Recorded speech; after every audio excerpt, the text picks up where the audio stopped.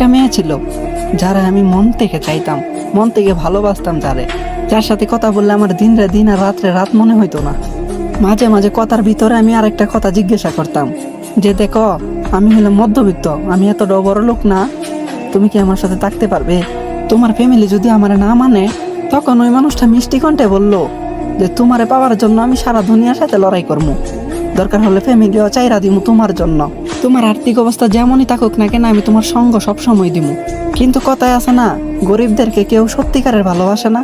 হঠাৎ করে একদিন তার কল আসে, বলতেছে কি যে আমার আব্বু আমার জন্য ছেলে দেখতেছে, তুমিও তোমার আব্বু আম্মুরে পাঠাও, আমাদের বিয়ের বিষয়ে কথা বলো। কিন্তু আমি তো বেকার, আমি কোনো ইনকাম করি না। তখন আমি তারে বললাম যে তুমি না বলছো তোমার বিয়ের আরো অনেক দেরি আছে, এখন কোন মুখে আমার মা বাবারে পাঠামু তাদের অপমান করার জন্য? তখন ও উত্তরও কি বলছে জানো, যে তুমি যেহেতু কিছু করতে পারবে না, তাহলে আমিও কিছু করতে পারবো না। তার সামনে আমি অনেক কান্না করতেছি, তারা মিনতি করে বলতেছি প্লিজ তুমি আমার চাইরা যাও না, আমি বাঁচতে পারবো না। কথায় কথায় যে মেয়েটা আমার জন্য জান দিতে রাজি ছিল, আজকে ওই মেয়েটা আমার কান্না দেখা একটু আফসোস পর্যন্ত করে না, একটু কষ্ট তার হয় না।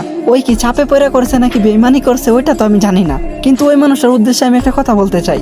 এই সময়ে পরিস্থিতি খারাপ, এই কারণে কোনো জবাব নেই আমার কাছে যে তুমি আমার সাথে এসব কেন করছো, কেন আমার টকাইছো।